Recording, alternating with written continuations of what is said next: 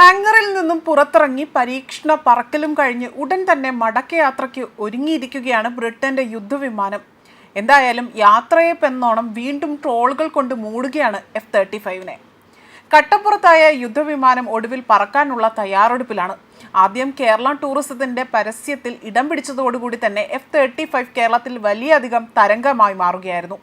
KSRTCയുടെയും അതുപോലെ തന്നെ ചായക്കടകളിലെയും ഒക്കെ തന്നെ വലിയൊരു വിരുന്നുകാരനെ പോലെ തന്നെ വന്നു കയറിയ ഒരു യുദ്ധവിമാനമായിരുന്നു F-35.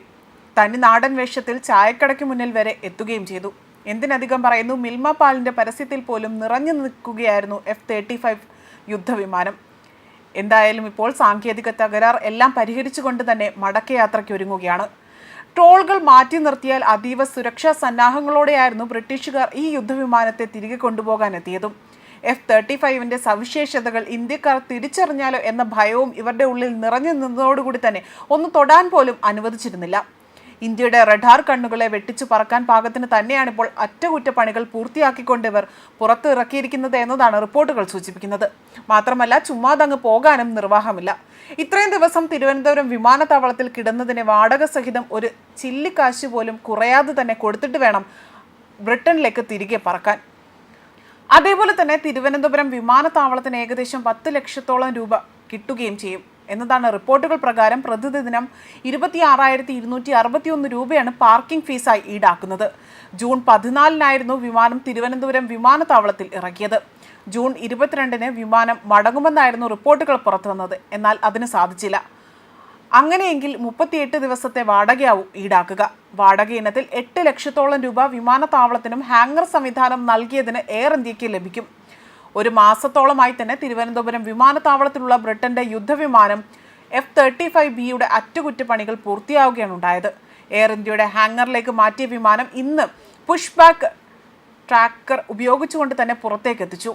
ഹൈഡ്രോളിക് സംവിധാനത്തിന്റെ പിഴവ് കാരണം ഓക്സിലറി പവർ യൂണിറ്റിന്റെ സാങ്കേതിക പ്രശ്നങ്ങളും പരിഹരിച്ചു എന്നതാണ് വിവരങ്ങൾ പുറത്തുവരുന്നത്. അതുപോലെ തന്നെ CISF കമാൻഡോകൾ, എയർ ഇന്ത്യയുടെ സുരക്ഷാ ജീവനക്കാർ, ബ്രിട്ടീഷ് സാങ്കേതിക വിദഗ്ധർ എന്നിവരുടെ സാന്നിധ്യത്തിലായിരുന്നു വിമാനത്തെ പുറത്തേക്ക് എത്തിച്ചതും. ബ്രിട്ടനിൽ നിന്ന് വരുത്തിയ ടോബാക്ക് ഉപയോഗിച്ചാണ് വിമാനം പുറത്തേക്ക് കൊണ്ടുപോകുന്നതും.